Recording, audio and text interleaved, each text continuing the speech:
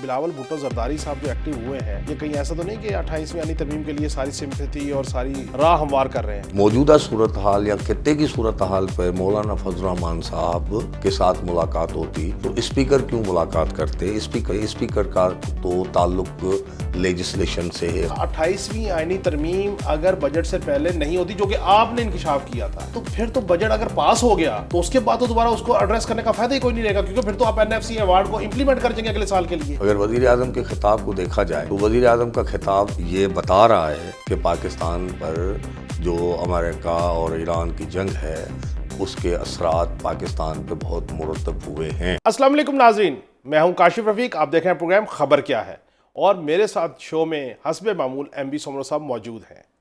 MB Soomro صاحب نے اور میں نے کچھ ہفتے پہلے ایک شو کیا تھا اور اس میں ہم نے کہا تھا کہ بجٹ سے پہلے 28ویں آئینی ترمیم آ سکتی ہے اور اس میں مختلف جو چیزیں ہیں وہ ڈسکس ہو سکتی ہیں۔ 18ویں آئینی ترمیم جو ہوئی تھی اس کے کچھ ایسی چیزیں ہیں جن کو ری ایڈریس کرنا ہے، NFC ایوارڈ کو ری ایڈریس کرنا ہے اور باقی معاملات کو۔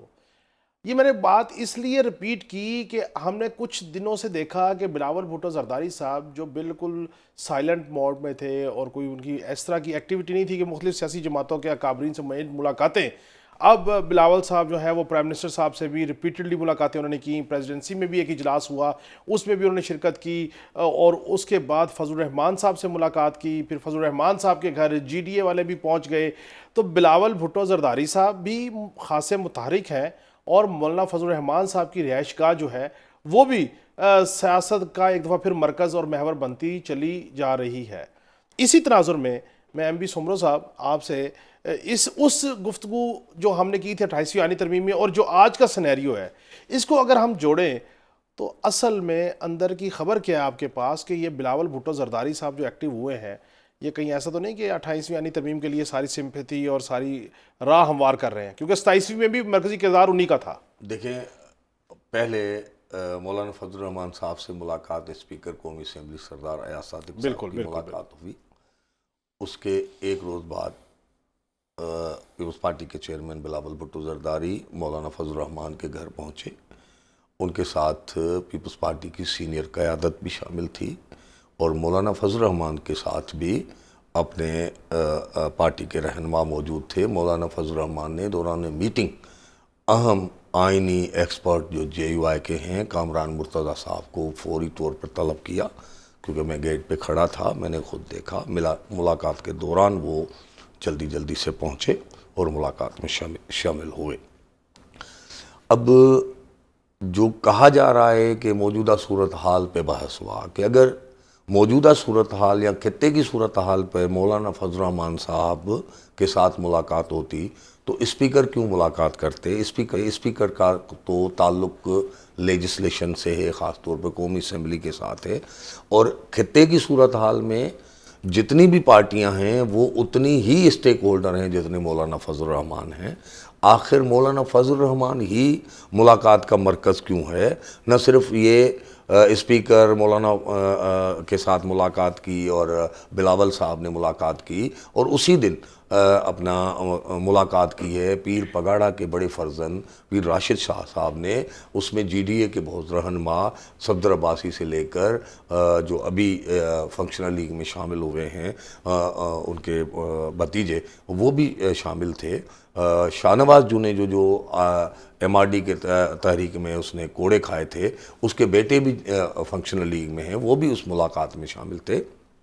تو مولانا فضل الرحمان کا جو سیاسی مرکز بننا کو اب کیونکہ یہ کڑی ہے اسپیکر کے ساتھ ملاقات کے بعد یہ کہا جا رہا ہے کہ 28ویں آئینی ترمیم پر ان کے کچھ نکات پہ بات ہو رہی ہے۔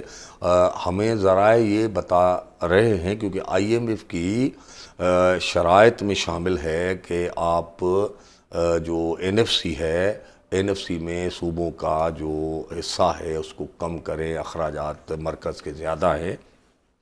وہ آرٹیکل 160 ہے، اس میں ایک کیپ لگائی گئی ہے 18ویں ترمیم کے تحت۔ تو صوبوں کا جو موجودہ شیئر ہے نئے NFC میں اس کا حصہ بڑھایا جا سکتا ہے، کم نہیں کیا جا سکتا، یہ آرٹیکل 160 میں یہ لکھا ہوا ہے. اب 28ویں آئینی ترمیم کے لیے کہا جا رہا ہے کیونکہ یہ سب سے پہلے بجٹ سے پہلے لانے کی کوشش کی جائے، کیونکہ موجودہ صورتحال معاشی صورتحال ہے وہ اس کے لیے یہ ضروری ہے، اس کے لیے رائے کی جا رہی ہے. مگر اس کے لیے بھی پیپلز پارٹی کا ماننا مجھے اتنا آسان نہیں لگ رہا. اس کا کوئی راستہ نکالنا پڑے گا، کیونکہ یہ بھی اگر 160 میں یہ کیپ ختم ہو گئی، NFC میں جو صوبوں کو تحفظ ہے وہ ختم ہو گیا، تو یہ اس کا مطلب یہ سیدھا ہوگا تو 18ویں ترمیم جو ہے وہ رول بیک ہو رہی ہے. تو پیپلز پارٹی یہ کہہ چکی ہے، واضح طور پر کہہ چکی ہے کہ ہم 18ویں آئینی ترمیم کو کسی بھی صورت میں رول بیک ہونے نہیں دیں گے. دیکھیں صحیح، یہ تو سیاسی گفتگو ہے نا کہ اب سیاستدان کہتے کچھ ہے، پھر جب ضرورت پڑتی ہے تو کرتے کچھ ہے. اگر اس طرح کے استدلال کو مان لیا جائے تو ہر سیاستدان کا کوئی نہ کوئی یو ٹرن سامنے آئے گا. لیکن جو گفتگو آپ نے کی جو بظاہر نظر آ رہی ہے، اب اسی بات کے اوپر آج بروز جمعرات PM آفس میں ایک ہائی لیول میٹنگ ہوئی. فیلڈ مارشل صاحب اس میں موجود، پرائم منسٹر اس کی چیئر کر رہے ہیں اس میٹنگ کو. تمام چاروں صوبائی وزرائے اعلیٰ، آزاد کشمیر کے وزیر اعظم، گلگت بلتستان کے یہ موجود، اور وفاقی وزراء موجود، اور اس میں وزیر قانون بھی موجود. اب یہ ساری چیزیں، بلاول صاحب کی فضل الرحمان صاحب سے ملاقات، اور ان تمام چیزوں کو اگر ہم اکٹھا کریں تو بظاہر تو لگتا یہ ہے کہ اگر آپ نے 28ویں آئینی ترمیم کرنی ہے اور NFC ایوارڈ کو ری ایڈریس کرنا ہے تو پھر تمام وزرائے اعلیٰ کو اعتماد میں لینا پڑے گا کہ ہم آپ کا NFC ایوارڈ کا جو ری ایڈریسل کر رہے ہیں اس میں کچھ نہ کچھ پرپورشنیٹ شیئر کم کر رہے ہیں. کیونکہ مسئلہ یہ ہے کہ قرضہ لیتا ہے وفاق، ریونیو اکٹھا کرتا ہے پروونس اس طرح شیئر نہیں کرتا. جیسے ایک عمومی گفتگو چل رہی ہے کہ جی پیٹرول کی ساری سبسڈی وفاق کیوں دے، صوبے بھی اس میں حصے ڈالیں. تو مجھے یہ لگتا ہے کہ جو یہ 28ویں آئینی ترمیم ہے اس کو ایڈریس کرنے کے لیے اور NFC ایوارڈ کو ری ایڈریس کرنے کے لیے، اور اس میں ایک اور چیز، ایک اور لیجسلیشن بھی ہوئی ہے، اگر میں غلط ہوں مجھے کریکٹ کیجئے گا، کہ اسلام آباد کے بلدیاتی نظام کو تبدیل کرنے کے لیے یہ کہا گیا کہ جی ہم اس کو ایک ایسی ایک کانسٹیچوئنسی دے رہے ہیں کہ جناب اس میں کوئی میئر انڈیپینڈنٹ ہوگا، اس کی کوئی ایک اپنی لارڈ میئر ٹائپ کی کوئی اسمبلی ہوگی، اس کا بجٹ ہوگا. اور اس پیرائے میں وفاقی وزیر پارلیمانی امور ڈاکٹر طارق فضل چودھری نے ببانگ دول کہا کہ NFC ایوارڈ میں اسلام آباد کو بھی حصہ ملنا چاہیے. تو یہ ساری چیزوں کو ڈاٹس کو اگر ملائیں تو پھر تو 28ویں آئینی ترمیم اگر بجٹ سے پہلے نہیں ہوتی، جو کہ آپ نے انکشاف کیا تھا، تو پھر تو بجٹ اگر پاس ہو گیا تو اس کے بعد تو دوبارہ اس کو ایڈریس کرنے کا فائدہ ہی کوئی نہیں رہے گا، کیونکہ پھر تو آپ NFC ایوارڈ کو امپلیمنٹ کر دیں گے اگلے سال کے لیے. دیکھیں، جو آج کے اجلاس کے حوالے سے جو آپ نے بات کی، جو وزیر اعظم ہاؤس میں ہوا ہے، جس میں بلاول بھٹو زرداری صاحب نے خصوصی شرکت کی ہے، فیلڈ مارشل صاحب بھی تھے، چاروں صوبوں کے وزراء اعلیٰ بھی تھے، وہ خطے کی صورتحال اور اس پہ جو پاکستان پہ اثرات مرتب ہوئے ہیں ان پہ غور کیا گیا. اگر وزیر اعظم کے خطاب کو دیکھا جائے تو وزیر اعظم کا خطاب یہ بتا رہا ہے کہ پاکستان پر جو امریکہ اور ایران کی جنگ ہے اس کے اثرات پاکستان پہ بہت مرتب ہوئے ہیں اور معاشی طور پر مسائل پیدا ہوئے ہیں. اور ساری دنیا میں ہوئے، یورپ میں بھی ہوئے ہیں، مڈل ایسٹ میں بھی ہوئے ہیں. جو ہمارا بحث ہے میں اس طرف آ رہا ہوں. وزیر اعظم کا کہنا تھا کہ ہم نے 129 ارب روپے کا کٹ لگایا ہے PSDP میں. تو یہ اشارہ کر رہا ہے مالی مشکلات کا. NFC میں ترمیم بھی یہی ہے تو وفاق کا شیئر بڑھایا جائے.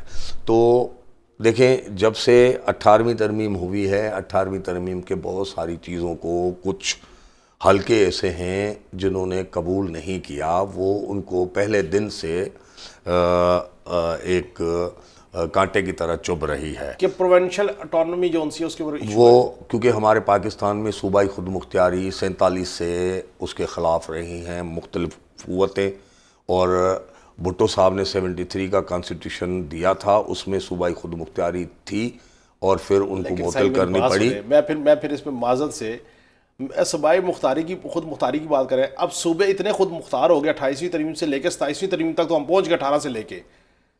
صوبوں نے بلدیات کو پاور نہیں دی. کیا صوبوں نے اپنے بلدیاتی اداروں کو NFC ایوارڈ کا پرپورشنیٹ شفٹ کیا؟ نہیں کیا. آج آپ ڈبیٹ شروع کر لیں کہ بھائی آپ مزید صوبے بنائیں تاکہ مزید جو سو بہتری ہو، پھر ایک نئی بحث کھڑی ہو جائے گی، ایک نئی ٹینشن کھڑی ہو جائے گی. میرا مدعا یہ ہے پروونشل اٹانومی چلی گئی 18ویں ترمیم میں، کیا صوبوں نے اس فائنینشیل اٹانومی سے عوام کی زندگی بہتر کی؟ میرا سوال یہ ہے کہ 18ویں ترمیم پہ عمل ہی نہیں ہوا. ٹھیک ہے، کس نے کرنا تھا؟ وفاق کو کرنا. وفاق کو کیوں کرنا تھا جی؟ اور کون کرے گا؟ نہیں تو 18ویں ترمیم میں جب صوبوں کو خود مختاری تھی صوبوں نے کرنا تھا. اب چلو بات نکلے گی تو پھر دور تلک جائے گی، لوگ بے وجہ اداسی کا سبب پوچھیں گے. 18ویں ترمیم کے تحت صوبوں کو نیچرل ریسورسز میں 50% کا حصے دار بنایا گیا. کیا وفاق نے 50% حصہ دیا ان کو؟ یہاں تک کہ ان سے نیچرل ریسورس کے فیصلے کرتے وقت ان سے پوچھتے ہی نہیں ہیں. CCI کو ارریلیونٹ کر دیا گیا. نہیں تو صوبے اتنے کمزور ہے، صوبے اتنے کمزور ہے، زرداری صاحب اتنے کمزور ہے، زرداری صاحب اتنے کمزور ہے کہ وہ سندھ میں کب سے بیٹھے ہوئے ہیں سر، چوتھا ٹرنیور ہے شاید. ارے بھائی CCI کا آئین کے تحت ہر 90 دن میں اجلاس ہونا ہے. آئین کو ایک سائیڈ پہ رکھ کے آپ اجلاس نہیں بول رہے. تو آئین کا علمبردار کون ہے؟ آئین کے علمبردار کا نعرہ کس نے لگایا؟ اور دوسری بات، آئین کے علمبردار ہونے کا نعرہ کس نے لگایا؟ دوسری بات، آپ نے 18 منسٹری دے دی تو آپ نے فنڈ ان کے منتقل نہیں کیے. اور دوسرا جو کہہ رہے ہیں نا وفاق قرضے لیتا ہے اور پھر ادا وہ کرتا ہے، یہ بات درست ہے، مگر ابھی 57% ٹوٹل وسائل سے صوبوں کو جاتے ہیں، چاروں صوبوں کو. مطلب 100 سے 57 روپے صوبوں کو تسلیم ہوتے ہیں، دونوں صوبوں کو. بڑے بڑے معاملات دونوں صوبوں کو یا چاروں صوبوں کو؟ اور بڑے بڑے معاملات سارے صوبوں کے وہ ان اخراجات میں ہوتے ہیں. وفاق کو تقریباً اپنا 43% پیسے ملتے ہیں اکیلے وفاق کو. اسلام آباد اور کشمیر ہے ان کے پاس. گلگت بلتستان کس کے پاس؟ تو یہی ہے نا. اور آبادی ٹوٹل اسلام آباد کی 10 لاکھ پاپولیشن ہے. نہیں سر 25 لاکھ ہے، خدا کا واسطہ سر 25 لاکھ. تو آپ کہاں 24 کروڑ ملک ہے. تو اور دوسری بات جو پیٹرول کی بات کر رہے ہیں نا، وہ لیوی میں شامل ہوتا ہے پیٹرولنگ ٹیکس، وہ صوبوں کو نہیں ملتی. اور جو نان ٹیکس ریونیو ہیں وہ بھی صوبوں کو نہیں ملتے. اور اس کو ملا کر آپ دیکھیں نا تو 50% کے قریب صوبہ وفاق کے پاس وسائل ابھی بھی ہیں. تو اس 50% میں سے جو قرضہ ہمارے سر پہ مسلط ہے نہیں، اس کو کون ادا کرے گا؟ مسئلہ یہ نہیں، ماضی کے قرضے کون ادا کرے گا؟ مسئلہ جو وفاق کو ٹربل کر رہا ہے، وفاق کے پاس ایک جینین مسائل جو ہیں وہ ڈیفینس کے اخراجات وہ وفاق کو کرنے ہیں. اور کیونکہ موجودہ جو خطے کی صورتحال ہے، جنگیں لڑ رہے ہیں، اس میں ڈیفینس کے اخراجات کو کٹ نہیں لگا سکتے. اوپر سے ہمارے جو اخراجات ہیں، قرضے ہیں، وہ ہمارے قرضے اتنے ہیں جو اگر وہ دیتے ہیں تو وفاق کا پیسہ زیرو بن جاتا ہے. اچھا چلے مجھے یہ بتائیں، تو باقی 18ویں ترمیم کو ولن نہ بنائیں. اچھا میری بات سنیں، 18ویں ترمیم کو ہم ولن نہیں بناتے. ہم 18ویں ترمیم سمیت 27 تک جتنی ترامیم ہوئی ہم ان سب کو ہیرو سمجھتے ہیں. یہ ساری کی ساری ترامیم پارلیمان، دیکھیں سر بات یہ ہے ترامیم ہونے کا ایک پروسیس ہے، اور پروسیس اور اس کی اماج کا وہ ہے پارلیمان. نہیں آپ پارلیمنٹ میں 17ویں ترمیم بھی ہوئی تھی سر. دیکھیں بات سنیں، میں 18ویں ترمیم کی بات کر رہا ہوں. یہ 18واں سے 27 تک آئے تو آپ کو 2 تائی اکثریت چاہیے نا. 26 اور 27 میں کنٹروورشل تھا سر. کنٹروورشل آپ کیسے کہہ سکتے ہیں؟ 2 تائی اکثریت نہیں تھی. نہیں وہ ہے آئین میں ترمیم. سر دیکھیں بات سنیں، بہت سارے لوگ نہیں مانتے. سر نہ مانے نا، دیکھیں وہ تو نہیں مانیں گے، لیکن بات یہ ہے کہ 18 سے لے کے 27 تک ترامیم ہوئی 2 تائی اکثریت سے ہوئی، پارلیمان سے ہوئی، کسی ایک شخص کے جنبش قلم سے تو نہیں ہوئی نا جی. تو آپ نے 2 تائی اکثریت سے ترامیم کی، سیاستدانوں بیٹھ کے کی، ہر چیز کی. ان ترامیم میں کروانے کے لیے تو آپ نیگوشیٹ کرتے ہیں. مولانا فضل الرحمان سے ابھی اسی لیے ملاقات کیونکہ مولانا فضل الرحمان کے بغیر سینیٹ سے نہیں ہو سکتی. تو میں یہی گزارش کر رہا ہوں تو پھر مولانا فضل الرحمان صاحب جو ہے وہ اس دفعہ بھی صرف سکی ترامیم کا حصہ بن جائیں گے یا حکومت کا حصہ بنیں گے؟ کہا جا رہا ہے کہ پاکستان پیپلز پارٹی اس کو KP میں جہاں پہ ان کی حکومت نہیں ہے وہاں پہ بھی اہم عہدہ دینے کا آفر کر سکتی ہے، اور ہم تھوڑا کھل لیتے ہیں نا جی، سندھ اور بلوچستان میں ان کی حکومت ہے، وہاں پہ ان کو حصہ دے سکتے ہیں۔ اور یہ بات نہیں ملاقات میں یہ بات طے ہوئی ہے یعنی کہ کہ committee, governor Khyber Pakhtunkhwa change ہو سکتے ہیں؟ جی وہ مجھے لگتا ہے کیونکہ بلاول صاحب کے بھی نزدیک ہیں، وہ دوست ہیں مولانا کے صاحبزادے اسد محمود صاحب، اور لگتا ہے کہ کنڈھی صاحب، اگر مولانا صاحب نے پیپلز پارٹی کے ساتھ سیاسی اتحاد قائم کر دیا تو اسد محمود مجھے فیصل کریم کنڈی کی جگہ پہ گورنر بنتے یعنی کہ مولانا فضل الرحمان صاحب اس دفعہ انہوں نے طے کر لیا کہ اگر انہوں نے 28ویں ترمیم میں سپورٹ کرنا ہے تو پھر حکومت کا حصہ بنیں گے۔ یہ صرف مجھے یہ جو سرگرمی ہے نا، نہیں دیکھیں یہ پھر وفاق میں بھی یہ مولانا صاحب کو آ جانا چاہیے، کیا فرق پڑتا ہے؟ یہ مجھے یہ سرگرمی صرف 28ویں آئینی ترمیم تک محدود نظر نہیں آ رہی ہے، مجھے یہ پہلی مرتبہ نظر آ رہا ہے کہ الیکشن بہت دور ہے، مطلب کیونکہ 5 سال میں الیکشن ہونے، مگر اس سے پہلے ہی الیکشن کی تیاریاں ہو رہی ہیں۔